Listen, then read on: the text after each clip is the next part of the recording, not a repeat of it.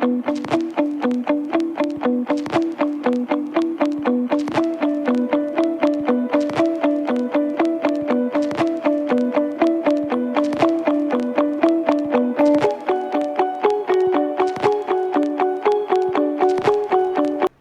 everybody, and welcome to another episode of Circle Up and Get Real. Actually, the 300th episode. So, this is kind of a big deal. I hadn't realized that I was in this space until I looked, because I didn't do a podcast last week because I was on vacation. And I went, oh my gosh, it's 300. 300, you guys, that's a big deal. It's getting to the point now where it just becomes what I do. And I've learned over the years of doing this podcast, because we started in May of 2020, that I don't do it necessarily for the clicks and views. I do it for me.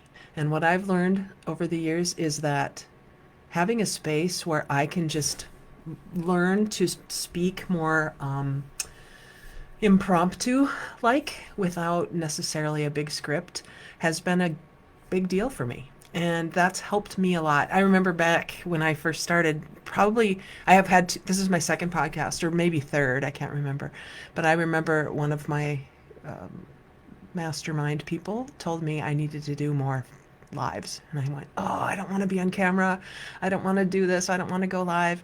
And it turns out that you get better at what you do over and over again. And so I realized that because I've done this over and over again, and I've become really diligent about doing this, it's more for me than it is for you, any of you who are watching live or later. Although I really do appreciate when you participate. So if you want to comment, I would love that, as always.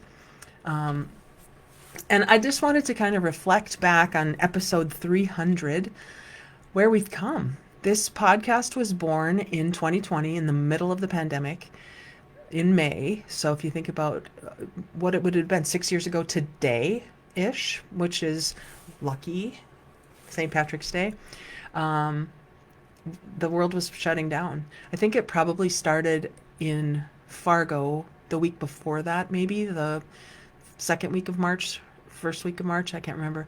And a lot has happened since then. So thanks. Hi, viewers. Thank you for being here. Please feel free to add to the comments if there's anything that you'd like to share. I really appreciate that. I'm just talking about the history of this podcast. It was born during the pandemic, 2020, when I hired a coach to help me learn some things. And I didn't really mean to rebrand, but what I ended up doing is rebranding my company from Box Office, which is what it used to be called, to now Get Real Leadership. And this podcast is called Circle Up and Get Real. And that coach I hired back then, 6 years ago, is now my business partner, Chris Angel.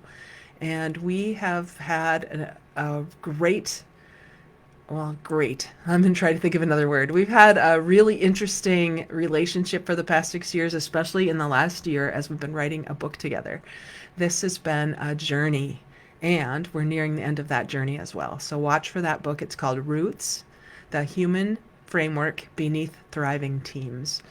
And we hope to have that out. I'm going to put it out right now, Chris, and say June. Maybe. Let's say by June we'll have that book out and ready. It's going to the interior designer today. So the manuscript is complete, and we will be working on the details. So that is a result of that relationship that was started when this podcast was born in 2020. So I'm looking back on all of the episodes, 300 episodes, and I'm looking at some of the guests I had, and just remembering where I was when I had these guests, because I used to have more guests than I have recently. I always show up even if I don't have a guest, except last week when I was on vacation. But I had Lance Secretan on early in June of 2020, and Lance became a friend after he was first an author I admired. And during the pandemic, about this time, I actually joined a group of maybe 8 to 10 people who met weekly with Lance. by virtual, of course. Lance is a really high level coach who works with people like the head of Microsoft. Um, I am not going to name drop, but Lance is a really heart centered leader. And I had him on my podcast in June of 2020, which was amazing. I'm looking back on some of the other guests. I remember I thought during the pandemic, well, and what's everybody else doing? Nobody's really doing anything. We're all kind of shut at home. And so I asked one of my favorite authors if he would be on my podcast, and he said yes. And that was Robert Quinn, who has written books called Building the Bridge as You Walk on It, Deep Change, and another one that I haven't finished yet because it's really dense, but I love it. And it's the something about the economics of higher purpose. And that was a fun interview. So we talked in March of 2020, I believe. Maybe it was after that. Um, Actually, he was on my podcast before this one. So I did talk to him in March of 2020, right when things were slowing down. That was fun. I'm looking over here. Chris Angel, he and I've been good friends, and he was on in June. Nicole Phillips, who was just a winner, a big winner on Wheel of Fortune.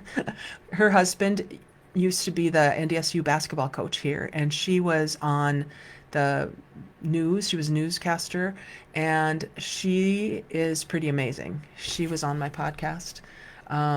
Ashley Lunn, a friend of mine who is a leader of a real estate organization in San Diego, she was one of my guests. Maybe these are people you know, maybe they're not. Kim Fisk was another good friend. Brian Larry, you were on my podcast. Or maybe, yeah, Brian, you're here right now. I think we drafted that podcast. We never released it, Brian, if you remember. But I do have an interview with you that we did on August 14th of 2020. So you are here right now. Thanks for your congratulations. Robert Quinn, I was telling you about. Steve Taubman was another guy I had. All these people are people with whom I had really great conversations, because if you know me at all, you know that's one thing that's really important to me is dialogue, suspending previous assumptions in order to learn from and with each other. And that was what I got to do with those interviews. Brian says good times. Well, Brian, maybe we need to revisit that opportunity to do another interview, because I thought that was a good interview, but I remember you saying I might have said something that would prevent me from getting elected to office. Do you remember that, Brian? I don't even remember what it was. It was nothing, especially in light of what's going on in politics these days. But you said, I'm not sure I can say that if I want to run for public office. So we never released that podcast. Yet here it is. I see it right here in my list. I talked with Steve Farber, who's become a really good friend of mine. He's an author of several books, including Love is Just Damn Good Business, and his podcast is, I think, named that as well. John Murphy has become a good friend of mine too, and he has written a couple of books as well about spirituality and business. He was fun. Denise Peterson, we talked about travel. Let's see, who else do we have here? Robin Nelson, we talked about school board things maybe, but we also talked about leadership and how people either do or don't support the tough decisions that need to be made in the higher levels of leadership. Sarah Olson, somebody I interviewed, who we talked about her son who has I think it's spina bifida, and she talked about her journey in that. Tracy Briggs was on my podcast, who is a local TV reporter, news reporter here in Fargo. Gina Hayden, one of my favorite authors back in 2018 and 19, she wrote a book called Becoming a Conscious Leader. And it took me the whole year to read her book because I took so many notes. And when I reached out to her and asked her if she would be on my podcast, she said yes. And we have stayed in touch. She lives in the UK. So it's been really fun to get to know her. Let's see, who else do I have here? Kathleen Wrigley, who is just a shining light in a lot of ways. And she's just released her first children's book about her brother who was killed in the line of duty as a police officer in Philadelphia, I believe, Pennsylvania. She was on my podcast in November of 2020. Let me see who else. Carl Wallen. Carl, if you don't know Carl, get to know Carl. He is a financial guy in Fargo who has a really fun story about how he learned what he learned from skateboarding and video games, which I remember was really fun. Dave Goodall was a fun conversation as well. He talked about his platform he was building. He and I both were involved in some of the same things at one point. Tuna was a friend of mine from I met with when I was working with Bob Proctor, and she is from Norway, and I think at the time she lived in Spain, and we talked about what she was working on. A lot of the times, if I didn't have a guest, I had a solo, I guess, conversation, kind of like what I'm doing here. So there were just a lot of different topics because I think it's really crucial that we, as I'm going to say leaders, but don't get caught up in that being a title, we who are dedicated to going first toward a goal or a destination, even if it's not completely figured out yet, we are the people who, in my opinion, need to stick together. We need to support each other in our quests for truth. What am I going to say? Realness. This podcast is called Circle Up and Get Real. In authenticity, in being radical, energized, learning focused, staying above the line. We can say it like that. Above the line is open, curious, and committed to learning. Because if we don't stay in that space, we fall below the line, which is unconscious. And we don't even know we're unconscious when we're closed, defensive, and committed to being right. By the way, I have reached out to the authors of that book, The 15 Commitments of Conscious Leadership. I'd love to have them on my podcast, and I have not heard back. There have been a lot of people I've reached out to and haven't heard from, but that doesn't mean I'm not going to keep trying. I would love to connect with more people, have more real conversations. I love to support people in their journeys. I love to give them an opportunity to talk about their own platforms or their own important work. I talked to Kim Nagel. She has a book called The DAM Plan, and DAM is an acronym for something which I can't remember right now, Kim, sorry. But she and I had a great conversation. I remember especially in that conversation, Kim, about how she was talking about her upbringing where she said she was always looking for ways to make money because for her that was a quest to iron shirts for people, and then she would earn some money doing that. And so she learned early on about how to, I'm going to call it hustle, how to grind, how to be really scrappy and find ways to make money. And I was just the opposite in my life. I never really took money as seriously as I could have. And she and I both kind of came to a place in our own careers, I guess, where we overlapped, where money and I'll call it transaction and relationship come together. I came from relationship and worked toward transaction. She might have come from transaction and worked toward relationship, but at some point they came together. And we had a great conversation on this podcast about that, among other things I remember. What else did we talk about? These are a lot of times I was just talking myself like I am right now as I look back on who I talked to. Judge and the Sage, Conscious Leader. There was a big time in here where I didn't have any guests. Talked about things like getting to neutral, about human resources and how important that is. Getting real about your message. What is your message? What are you here to deliver to the world? What is important to you? I had John Murphy on again. John Murphy, just a really great guy.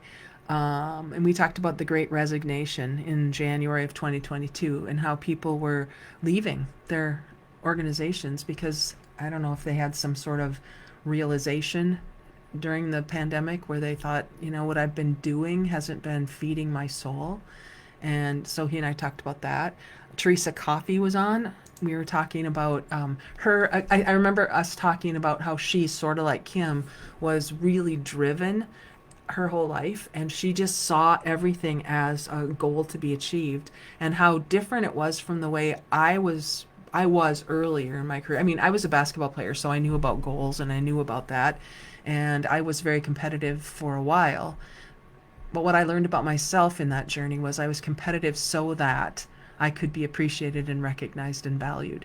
And so I thought it meant I had to be good at things so people could give me, appreciation and recognition. And at some point, it turned out that extrinsic motivation was not my driver. It was more about who I was being and becoming on the inside. So that's part of my journey. We talked about selling. I talked with Rick Holmberg and The Great Resignation again. He and I had a conversation. I remember about more of a spiritual conversation. I had Sally Helgeson on my podcast, and she's written 2 books that I know of. It could be more. She's been in the world of women's leadership for her whole career, more than 30 years. And she is a contemporary, a coach with I'm going to forget right now off the top of my head, Marshall Goldsmith, who wrote a book called What Got You Here Won't Get You There. And he was saying in his book that if you want to get to the next level of success in your career, Marshall, as a coach of high powered executives, you can't keep doing what got you here, because what got you here won't get you there. And so he wrote this list of things you need to do differently if you want to move to that next level.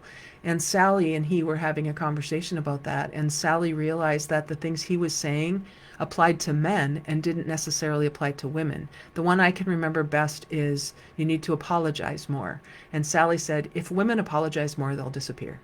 So Sally wrote a book called How Women Rise. And then Rising Together, I think, was her next book. And she and I had a great conversation. I really appreciated meeting and chatting with her. Mariah Prusha was on my podcast talking about her journey to find the fight. That was awesome. And then I said, getting real with Chris Angel again, because he's been a guest more than once. Mark Lindquist, one of my dearest friends who left to go to Ukraine when was this? April 18th of 2022. And I talked with him in Ukraine and how he had made the decision to go where he felt he could make the biggest difference. And boy, I tell you, he's done that. I talked with Carrie Block. Carrie Block is, I'm going to forget the name of her company, something kind. She worked with rodent and pest repellents that are natural. And she was from North Dakota originally and now lives somewhere in the Carolinas, I believe. Carrie, I'm getting this wrong. I'm doing this kind of live. I did not study these before, so I'm doing this from memory. But Carrie, that was a fun conversation. Chris Dyer and the power of company culture. I met him, actually didn't meet him myself, but heard of him from a coworker of mine at the time who had heard him speak at a SHRM conference, Society for Human Resource Management conference, and he talked about culture.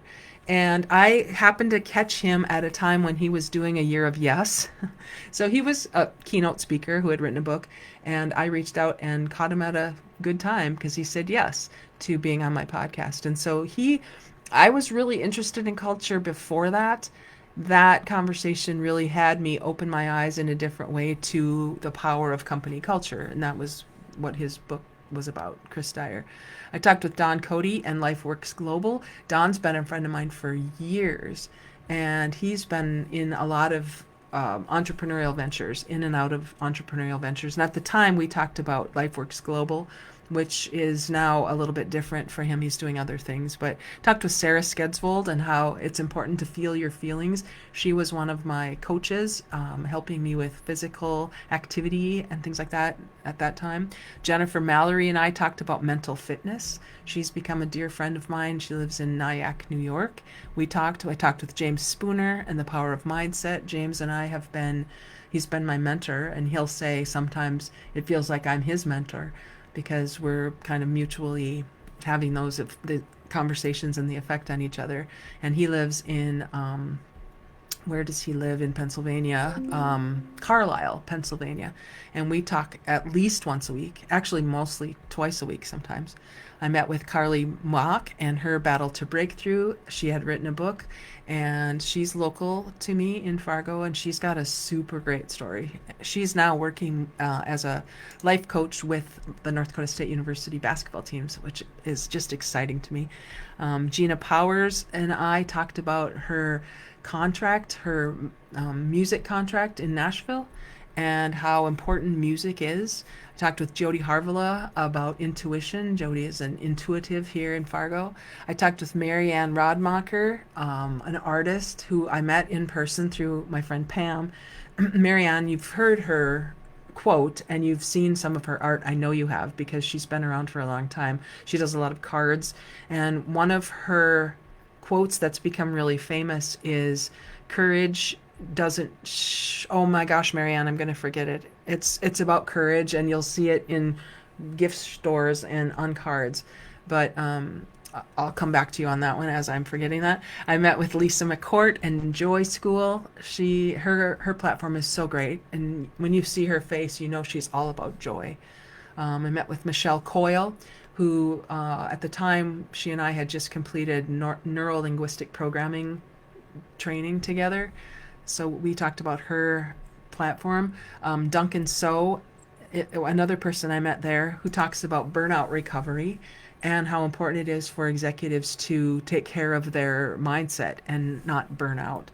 Chloe Benalis was another person I met there, and we talked about mind-body connection. She's a doctor of holistic medicine. That was amazing. I talked with Kyle Volton about side hustles, and at the time he was creating a business manufacturing clothing that is friendly for people with Down syndrome. His brother has Down syndrome, and some of the clothing that he it feels more comfortable to him. You can't buy off the shelf, and so Kyle started that.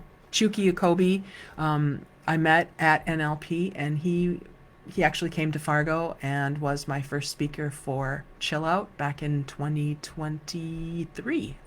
So I met with him. Kim DuPont, about sustainable building. There's just a lot of people on here that I had a chance to meet.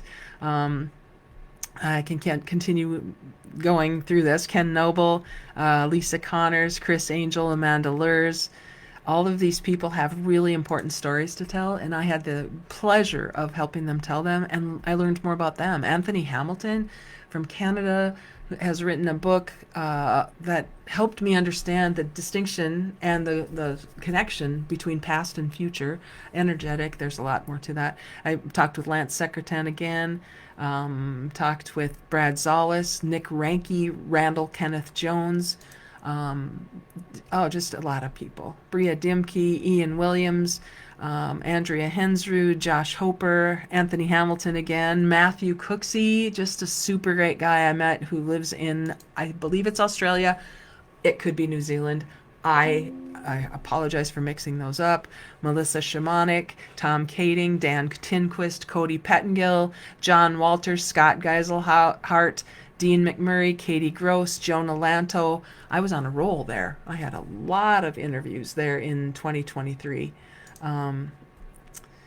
Joey Torkeldsen, Kobe Milne, Denise Gaber, Nicole Holland, April Mata, Nova Whiteman, Dick Richards, Tommy Spalding. All of these people in a span of the end of 2023. That was so amazing to be able to meet those people. Nan Gesh, somebody I went to school with. Michael Ivanov. That one was really fun. He has written several short novels based on the principles, kind of the principles of Think and Grow Rich, but they are novels. They're fiction and really compelling. He also has a story of being an immigrant, and there's some religious, spiritual messages in them too. And I think he's got 4 or 5 books. That he was fun. Jerry Knabb, who I just saw online and loved what he was saying. Turns out we have a lot of things in common, a lot of studies that we've done that I got to know more about him. Stephanie Meyer, local wellness person in Fargo. Um, who else? Chloe Valdery. I loved that conversation about love. Love is a love is not a DEI uh, initiative. And if you, oh, that's a great conversation. You might have to look that one up. Um, where are we? Drew B. Wilson and Carla Christopherson was fun. She owned the LA Sparks for a while, and she's from North Dakota originally. The LA Sparks are a WNBA women's NBA team, which was a fun conversation too. Adrian Ross, who is a huge fan of the Indiana Fever. Crystal Chambers, we talked about virtual reality. Scott Allen, we talked about being lucky. Um, Jesse Torres, Terry Bach, Jodee Harvilla again, Mandy Anderson. There's a lot here, you guys. Kara Mall, Kim Zuroff, Mark French. Mark French just wrote a book, and it's about his. It's a, kind of about his travels, but it's also about there's more to it than that. So I know I'm not hitting everybody here. Jeff Talbert, Shannon Miller Lutz, Jess Almley, Pam Denton, Chris Angel again. Um, I'm just telling you all of this to say that I've had a lot of amazing conversations over the last 6 seasons. And that's made me better because I become better at listening. I become better at holding open space for people to speak into. And those all help me. Those skills I can build help me in my work as a coach, consultant, facilitator. And what I learn about myself helps me go first in the work I'm committed to doing. And so I just wanted to open the space today for you, if you're listening live or later, to take a look at your own self and say, in the next 6 years, where do you want to be? What could you do today that could set you out on that path? Because I didn't really expect that I'd be here 300 episodes later. I didn't really plan it. And maybe that's part of my, I don't know if I could say downfall, but I don't necessarily have a goal and say I'm going to do everything it takes to get to that goal. For me, it feels more like coddywampling, going purposefully in a vague destination, because I know the more open I can be along the journey, the more I'll learn. If I go only for one thing, my vision becomes narrow, my focus becomes narrow, kind of like a laser beam. I get that. Focus like a laser beam is an important thing because you'll get what you want.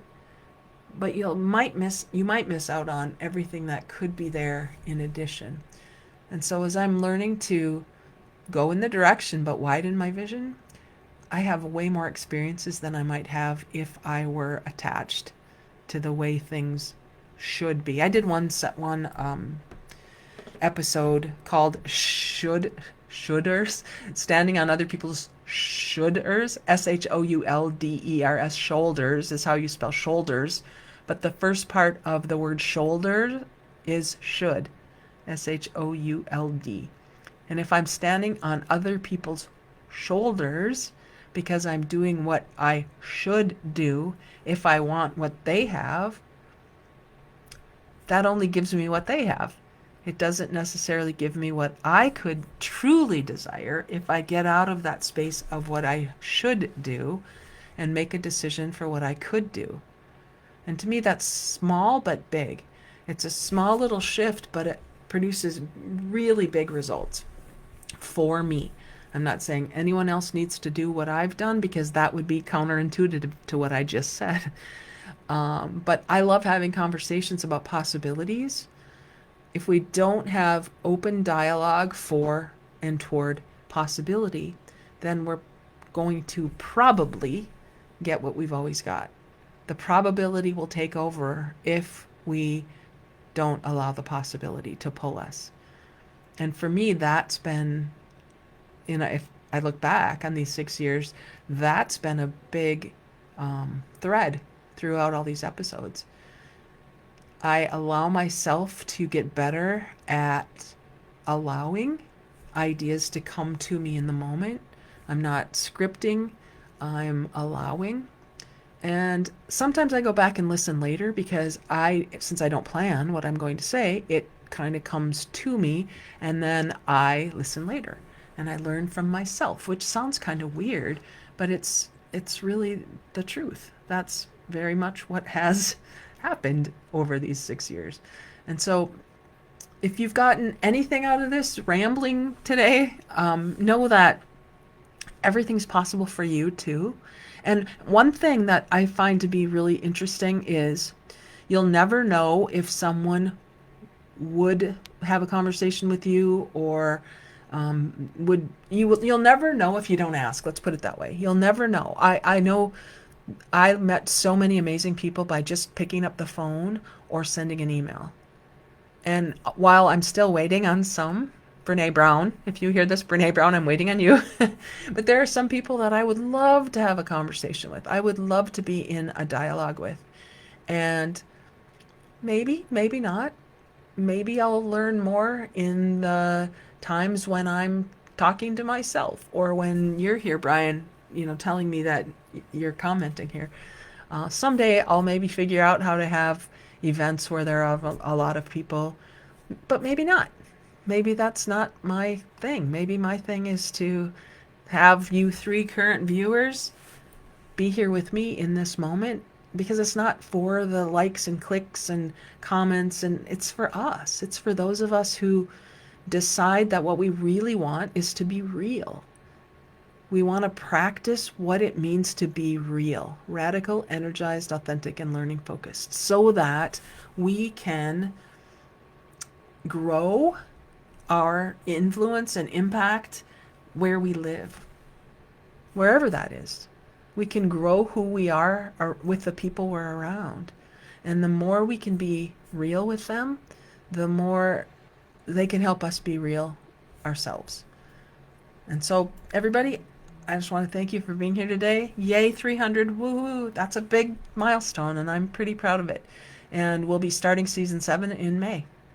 I don't anticipate we'll stop.